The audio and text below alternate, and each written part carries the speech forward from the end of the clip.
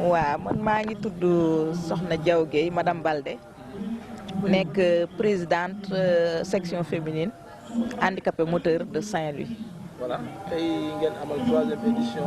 handicap ca kanam organisé ko ñu ñëw fii ci Ndar nga dalal leen lan lañ mën a jàpp ci li nga xam ne tey dund nañ ko ci journée bi ak lan ngeen ci jàng lu bëri. waaw alhamdulilah rabbil alamin rek la ñuy wax si journée bi ñu ngi sant yàlla bu baax parce que yaakaar naa ñun duñu présenté suñu bopp ci mouvement associatif rawatina nag li jëm ci way laago yi waaye particularité wu tey mooy yeneen association yi dañu amoon jëmukaay mais bii dafa ñëw indi soppi doxalin gi mooy dafa nañu déjà kaay leen ñu ànd te yàlla tax kaay leen ñu dimbalante te yàlla tax waxul ni kaay leen dimbale ñu dafa ne ñun ñi nga xam ne ñooy way laago nañu dimbalante te yàlla tax beneen bi mooy non seulement dañuy dugal ci diine mais dañuy def ñoom ci seen bopp tey xéewal bu ñu fi xéewalu ñoom ñoo ko indil membre bu nekk dugal nga ci sa loxo pour loolu ñu mën ko def mais dañuy financante dañuy cotiser ba at mi jot ñu dindi ci cotisation boobu financé ko loolu def nañu lu ñu li ci gën a remarquable nag mooy nekk nañu mbooloo mu nga xam ne dañuy yar seen bopp te nag mën nañ ko comprendre ndax nitu diine bu yaruwulee nitu l'islam bu yaruwulee dina jaaxal nit ñi donc ñun tey jàngat nañ si lu bëri am nañu itam mbégte pour dalal leen ndax dalal ñu ay nitu qualité yu mel noonu ay compétences yu mel noonu gis nañu exposition bi ñu def tey macha allah produits yi ñu liggéey te yëpp ay personnes handicapées kese ñoo ko liggéey gis nañu waxtaan yi fi jub gis nañu kaamil bi mu ñëwee macha allah ay way laago dong ñoo ko jàng ñoo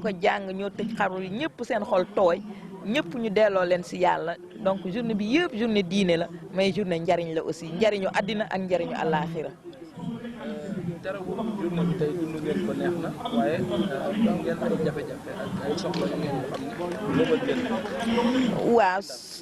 fii ci Ndar soxla yi ñuy mébét rek mooy toujours mooy problème mu accessibilité ndax tey bi ñuy waajal journée bi da sonn nañ trop pour am place bi nga xam ne képp kuy way laagu daa fa mën dugg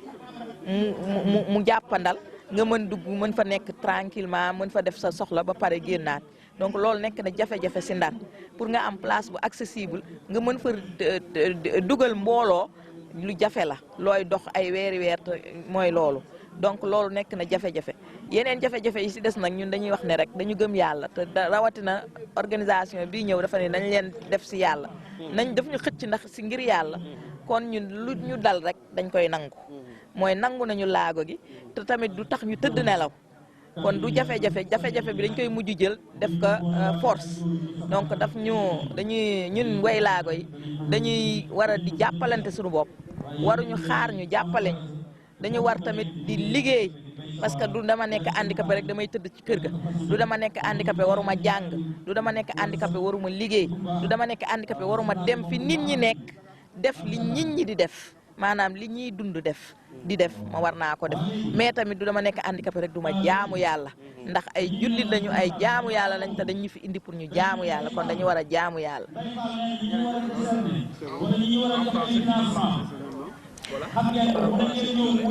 Voilà, c'est une journée de satisfaction. On a reçu des délégations des 14 régions du Sénégal qui sont venus au titre de l'association Handicap ca Kanam.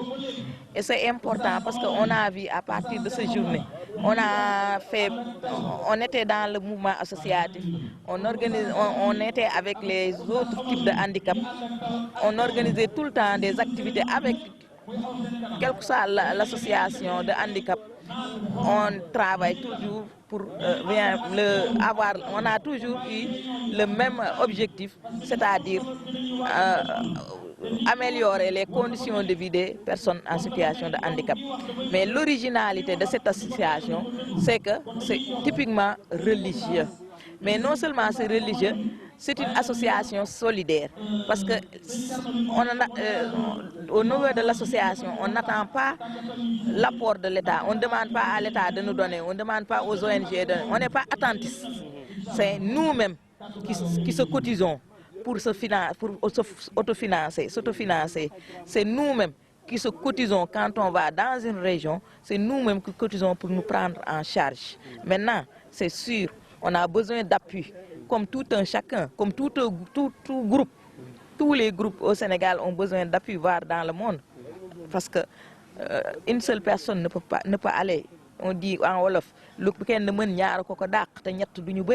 donc on a besoin d'appui. Mais avant de demander quelque chose aux autres, en tout cas nous y sommes, on est en train de travailler, on est en train de s'entraider, on est en train de s'autofinancer, de se cotiser pour se financer, on est en train de faire des activités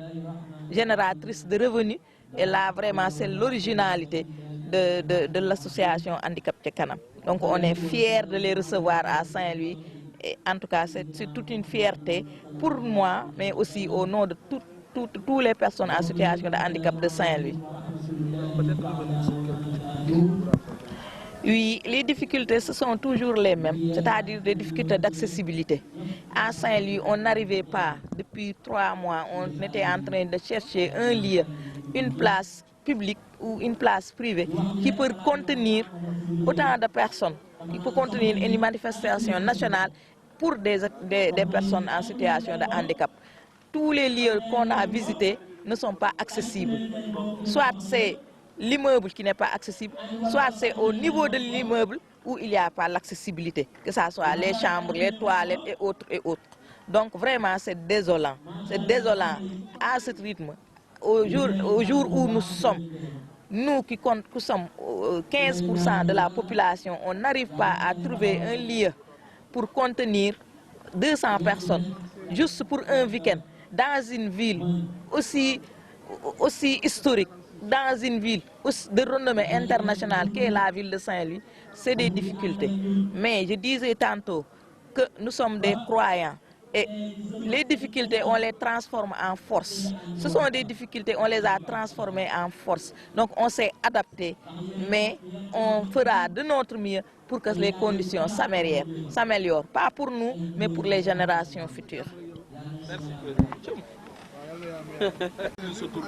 Mouhamadou Moustapha Thiam, président Handicap Ca Kanam. Handicap Ca Kanam tey ñëw ci Ndar waa xew-xew bi mooy xew-xew boo xamante ni dañoo woote ci diine woote ci ñaari aaya alquran muy innamal mu'minuna ixwa fa aslihu bayna axawaykum wattaqullaha la'allakum turhamun woote ci wa'tasimu bi hablillahi jami'an wala tafarraqu ñu ni léegi ñun ay handicapé lañu ay waylaago lañu te suñu borom moo wax ci alquran ni inna allaha ma'a sabirina yàlla mi ngi ànd ak way muñ ñi ma ni léegi pourquoi pas ñun ñu jóg dox dans les 14 régions du Sénégal ñu jëli fépp fu handicapé nekk ci régions yi ñu boole leen ñu nekk benn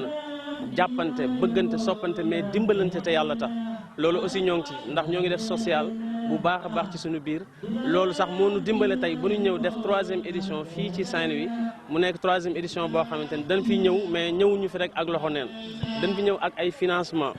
yoo xam du am benn intérêt te jógewul ci loxo état jógewul ci loxo kenn ci loxo handicapé la jóge ñu koy dajale weer ba mu fukki weer ak ñaar ñu boole ko ba mu nekk benn say ñu tànn ci handicapé yi ñeent ñoo fukk ak juróom wala 16 yoo xamante ni parce que ren tànn nañ 16 personnes yoo xamante ni ay personnes la handicapé yoo elles sont vulnérables ñu jox leen ko te yàlla tax te du am benn intérêt loolu nag yamuñu si dañuy dimbalante ci wàllu social ak yeneen ñaari fan yëpp ku ne xam na ni 2 jours de restauration metti na waaye sunu alalu bopp lañ jël dajale ko jàpp si bu baax a baax nag ak ndimbalu monsieur Ibrahima Faye directeur université Gaston Berger waaw moom it jàpp na si bu baax a baax waaye à part moom ak monsieur Ba aussi jàpp na si bu baax a baax waaw à part ñaari parrains yooyu li si des yëpp ñun ñoo jël sunu alalu bopp dajale ko dans les 14 régions am si togg ñetti fan du sax ñaari fan ndax démb lañ fi ñëw tey ak suba lépp dañuy nekk di si xéwlu bu baax a baax te suñu poos la jég loolu nag dañ ko def pour wan handicapé bi ni que ça ne veut pas dire doomu aadama doo sant yàlla parce que lu mu gàtt am na lu tàmbali te ku tàmbaliwul doo am dara doo àggale comme yàlla dogal tàmbali am na ñuy ñaan yàlla kii tàmbali yal na yàlla def ci xelam ak xolam mu matale parce que daa matagul bu àggalee keneen ku ñëw aussi roy ci loola ñu gën a continuer liggéey ndax handicapé yi jot nañ ñu jox leen seen ak